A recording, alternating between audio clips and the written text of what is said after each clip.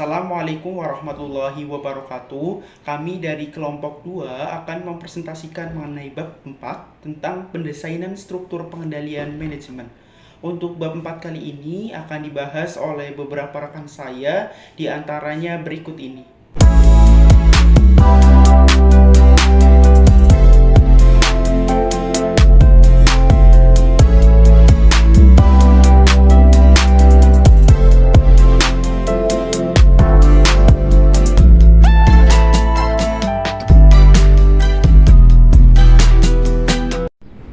Oke, selanjutnya yaitu untuk pembahasan materi. Pembahasan materi yang pertama yaitu mengenai bab 4 tentang pendesainan struktur pengendalian manajemen.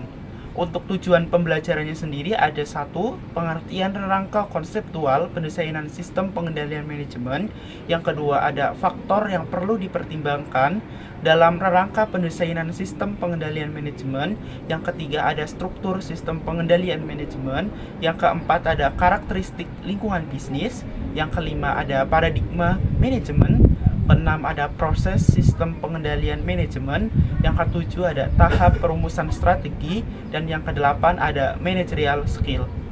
Untuk lebih jelasnya atau lebih lengkapnya, mari simak video pembelajaran berikut ini.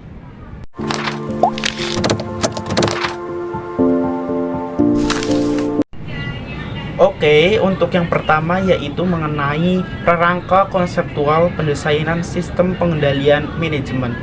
Nah, bahwa rangka pendesainan struktur sistem pengendalian manajemen sendiri yaitu suatu sistem yang digunakan untuk merencanakan berbagai kegiatan perwujudan visi organisasi melalui visi pilihan. Nah, visi pilihan ini digunakan untuk mengimplementasikan rencana dan memantau pelaksanaan rencana kegiatan dalam suatu perusahaan untuk mengendalikan manajemennya.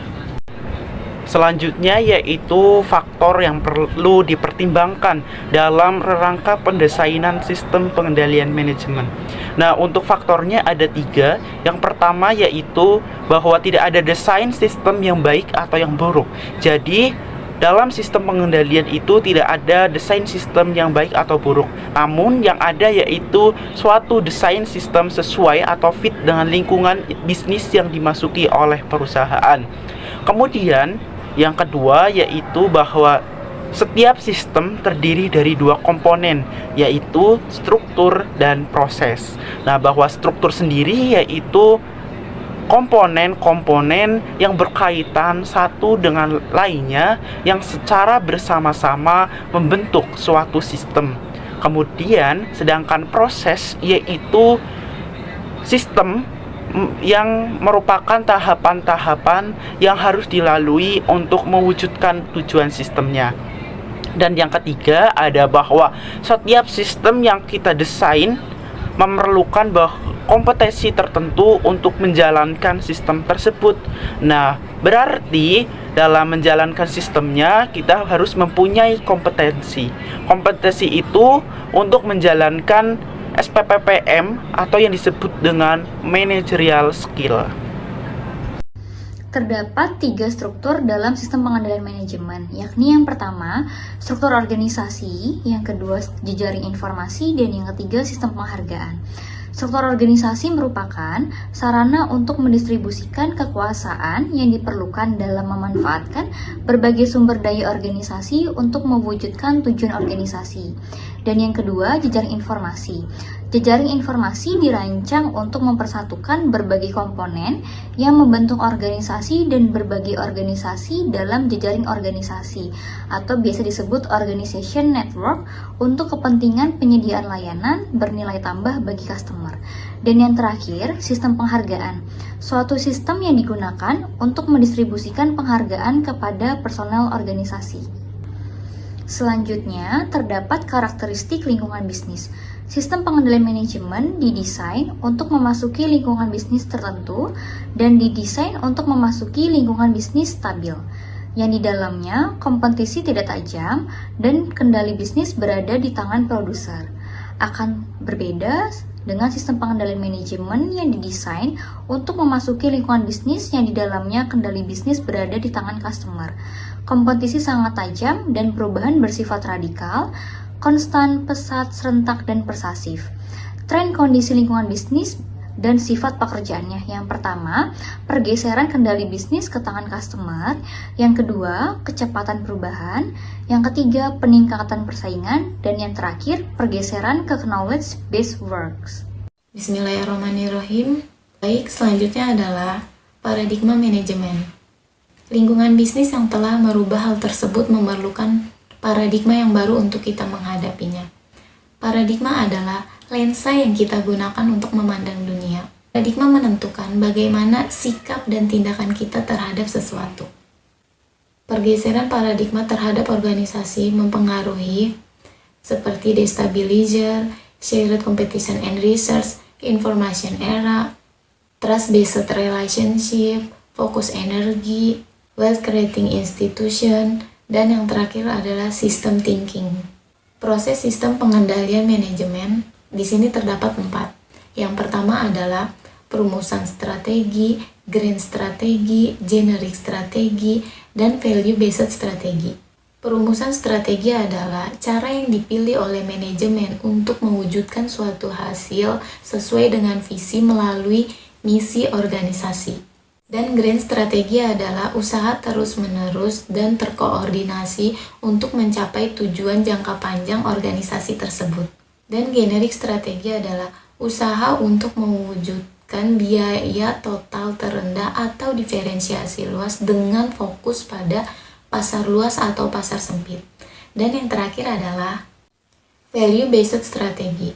Di sini adalah untuk mengarahkan manajer bertanggung jawab atas penyerahan produksi atau jasa yang memberikan value terbaik untuk pemenuhan kebutuhan tertentu customer dan penciptaan sistem strategi untuk secara berkelanjutan melakukan improvement terhadap value tersebut dan menunaikan kewajiban perusahaan. Oke, saya Putri Adiningsi di sini akan melanjutkan materi tentang tahap perumusan strategi. Tahap perumusan strategi merupakan tahap yang sangat menentukan kelangsungan hidup dan pertumbuhan perusahaan. Di sini terdapat 5 tahapan. Yang pertama ada perencanaan strategi. Artinya strategi yang telah dirumuskan perlu dijabarkan ke dalam rencana strategi yang terdiri dari 3 komponen. Yang pertama itu ada strategic objectives, artinya penjabaran strategi ke dalam sasaran-sasaran masa depan yang akan dituju oleh perusahaan. Dan yang kedua itu yaitu target sebagai tonggak untuk menandai pencapaian di sepanjang perjalanan perusahaan. Dan yang ketiga itu ada strategic initiatives atau berupa program tindakan atau action program yang akan dilaksanakan oleh perusahaan di masa depan. Dan tahapan yang kedua ada penyusunan program. Penyusunan program adalah proses penyusunan rencana laba jangka panjang untuk menjabarkan inisiatif strategik, pilihan guna mewujudkan sasaran strategik. Dan tahapan yang ketiga ada penyusunan anggaran. Penyusunan anggaran adalah proses penyusunan rencana laba jangka pendek, biasanya untuk jangka waktu 1 tahun atau kurang ya, yang berisi langkah-langkah yang ditempuh oleh perusahaan dalam melaksanakan sebagian dari program. Dan tahap yang keempat yaitu sistem pengimplementasian. Dalam tahap ini, manajemen dan karyawan melaksanakan rencana yang tercantum dalam anggaran ke dalam kegiatan nyata. Dan tahapan yang kelima itu ada sistem pemantauan atau pengimplementasian rencana, perlu juga kan pemantauan. Jadi hasil dari setiap langkah yang direncanakan perlu diukur untuk memberikan umpan balik bagi pemantauan pelaksanaan anggaran, program, dan inisiatif strategi. Oke, selanjutnya ada managerial skills. Managerial skills merupakan suatu kemampuan seorang manajer dalam mengatur dan mengorganisir karyawannya agar dapat menjalankan tugasnya dengan baik. Jadi setiap orang yang menjadi manajer ini dituntut mempunyai managerial skills yang baik. Biasanya managerial skills ini meliputi yang pertama ada keterampilan dalam mengelola bisnis dan proses organisasional. Jadi untuk menjalankan sistem pengendalian manajemen yang telah disusun, manajer tuh perlu memiliki keterampilan seperti menciptakan bisnis dan juga merancang organisasi yang secara efektif tuh memberikan layanan bagi bisnis yang telah dipilihnya. Dan yang kedua itu ada keterampilan dalam mengelola perubahan. Artinya, untuk menjalankan sistem pengendalian manajemen, manajer tuh perlu memiliki kemampuan untuk memicu dan mengelola inovasi dan perubahan. Secara kan lingkungan bisnis tuh senantiasa mengalami perubahan kan setiap harinya mungkin. Jadi seorang manajer tuh perlu berinovasi untuk menangani itu. Dan yang ketiga itu ada keterampilan dalam mengelola sisi bayangan organisasi. Sekian untuk pembahasan materi mengenai bab 4 tentang pendesainan struktur pengendalian manajemen untuk kali ini. Semoga apa yang disampaikan oleh kelompok kami dapat bermanfaat bagi kita semua. Wassalamualaikum warahmatullahi wabarakatuh. Audio Jungle.